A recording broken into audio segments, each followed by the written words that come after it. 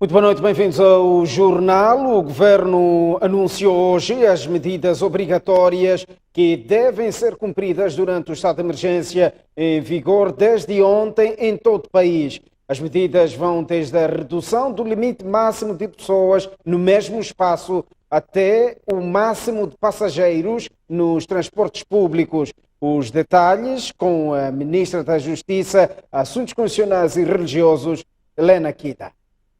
Quanto aos documentos oficiais, número 1, a linha A, suspensão temporária de emissão de vistos de entrada e cancelamento dos vistos já emitidos, bem como dos acordos de supressão de vistos. A linha B, suspensão de emissão dos seguintes documentos: de viagem, de identificação civil, certidão de casamentos, de registro predial, certidão de registro criminal, certidão de registro automóvel, certidão de registro de entidades legais, carta de condução, livrete e títulos de propriedade, licenças e NUIT.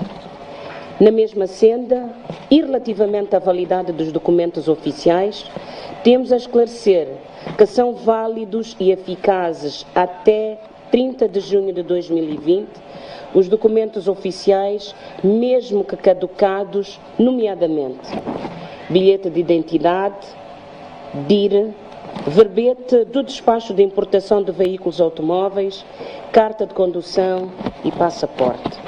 São ainda válidos, pelo mesmo período, os vistos temporários e de residência de cidadãos estrangeiros residentes e que se encontrem no país.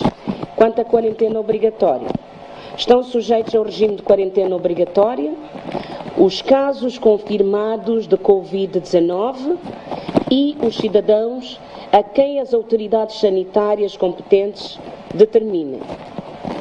Funcionamento das instituições públicas e privadas.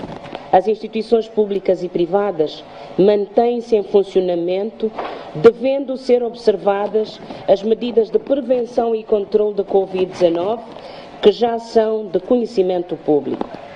Para além destas, doravante, as aglomerações de pessoas não podem exceder ao número de 20, excetuando situações inadiáveis do funcionamento do Estado. Enquanto a situação perdurar, o efetivo laboral presencial deve ser reduzido para uma quantidade não superior a 1/3, ocorrendo uma rotatividade das equipas de 15 em 15 dias. A redução de pessoal, neste período, não se confunde com a dispensa do trabalho, pelo que as instituições deverão adotar mecanismos que assegurem a continuação do trabalho em casa, sempre que possível. Esta medida não abrange funcionários públicos que ocupam cargos de direção, chefia e confiança, os quais mantêm o pleno exercício das suas funções. Mercados formais. Os mercados formais mantêm-se em funcionamento no período compreendido entre as 6 horas e as 17 horas, devendo os gestores dos mesmos criar as condições para a observância do distanciamento recomendável entre os vendedores e entre estes e os compradores e encorajar o uso de máscaras. Ainda assim, caso se comprove o alto risco de contágio e as medidas adotadas não se mostrem suficientes para a redução do risco, por recomendação das autoridades sanitárias competentes, podem ser encerrados. Atividades interditas. São interditas as atividades recreativas, desportivas, culturais e de lazer realizadas em espaço público, por conseguinte, são encerrados a linha A, discotecas, a linha B, salas de jogos, bares e barracas destinadas à venda de bebidas, a linha D, ginásios desportivos, com exceção das atividades terapêuticas, a linha E, piscinas públicas, pavilhões gimnodesportivos, campos de jogos, museus, bibliotecas, teatros, monumentos e similares, entre outros. São ainda suspensas quaisquer atividades desportivas recreativas, como treinamento e jogos coletivos. Relativamente aos cultos e celebrações religiosas, são suspensos os cultos e celebrações religiosas na sua dimensão coletiva, excetuando os realizados de forma individual ou domiciliária, em estrita obediência às medidas de prevenção do Covid-19. Cerimónias fúnebres. O número de participantes em cerimónias fúnebres deve ser no máximo de 20 pessoas, assegurando o cumprimento de distanciamento social. Tratando-se de funerais de pessoas que padeciam de Covid-19, o número de participantes deve ser de um máximo de 10 pessoas. Independentemente da causa da morte, os participantes de cerimónias fúnebres são obrigados ao uso de máscaras. Visitas aos estabelecimentos hospitalares.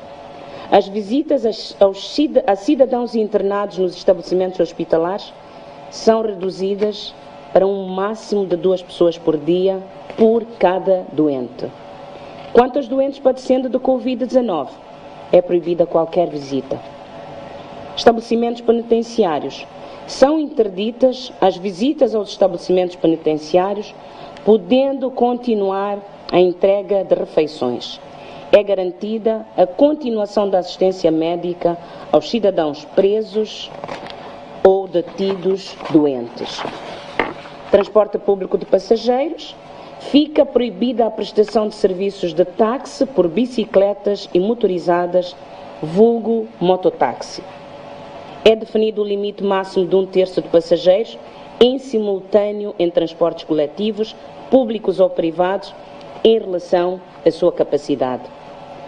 Os proprietários das empresas ou dos veículos devem garantir as condições de higiene e segurança sanitárias.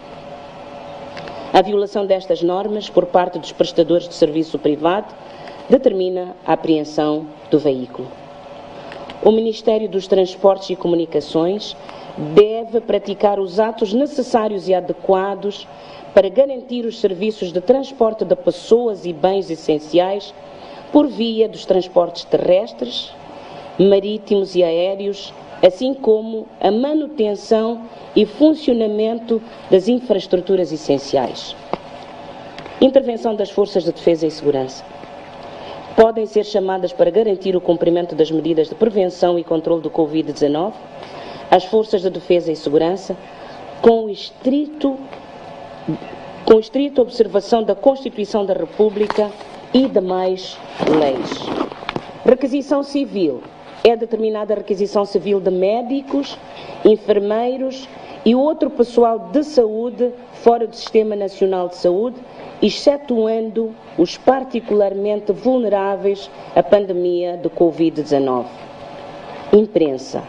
Estando aqui presentes os órgãos de comunicação social, importa esclarecer que os órgãos de comunicação social públicos e privados mantêm-se em funcionamento, devendo, no interesse público, colaborar com as autoridades competentes. Os órgãos competentes de gestão podem adotar medidas de diminuição do efetivo laboral presencial durante a vigência do estado de emergência, salvaguardando sempre a prestação de serviços essenciais.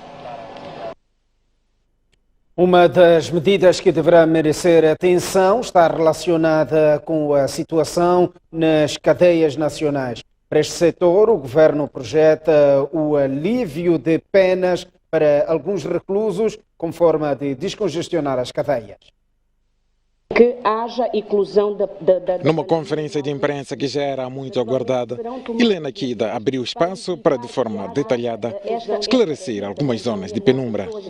Sobre a restrição da circulação, respondeu: Nós estamos a ver uma situação em que eventualmente hajam pessoas, vamos supor, numa província, em que haja inclusão da pandemia em algum distrito.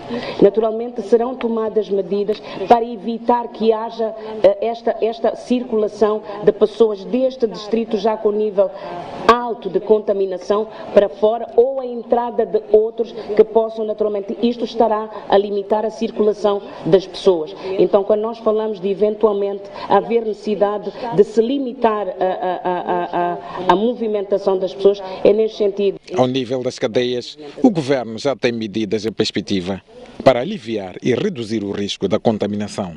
Algumas soluções que o setor vai adotar começam, por exemplo, pela concessão da liberdade condicional aos arguidos que, estando em prisão, portanto, estando condenados a penas de prisão maior, já cumpriram metade da pena e que reúnem requisitos para efetivamente beneficiarem da liberdade condicional. Tanto o Tribunal Supremo como a Procuradoria-Geral temos estado a trabalhar e penso que em breve poderemos vir a público e dizer quem são estas pessoas que vão beneficiar, quantas são estas pessoas que vão beneficiar, eventualmente, de medidas ou da concessão da liberdade condicional. À imprensa, haverá uma atenção e controle especial que inclui penalização para quem veicular informações não verdadeiras. Estamos a pedir que se evite é que no meio desta pandemia aumentemos a preocupação das pessoas sem confirmar a veracidade da informação. Então penso que o que se deve fazer, consultem antes, porque há de ter alguém que pode vos dizer se aquela informação corresponde ou não. É isto que nós estamos a pedir. Tudo aquilo que pode ser provado, então não é desinformação. Hão de dizer, nós estamos a informar e a base é esta, a fonte é esta e a fonte vai confirmar. Para os próximos dias, esperam-se anúncios específicos de medidas econômicas para reduzir o impacto da Covid-19 e do estado de emergência em vigor.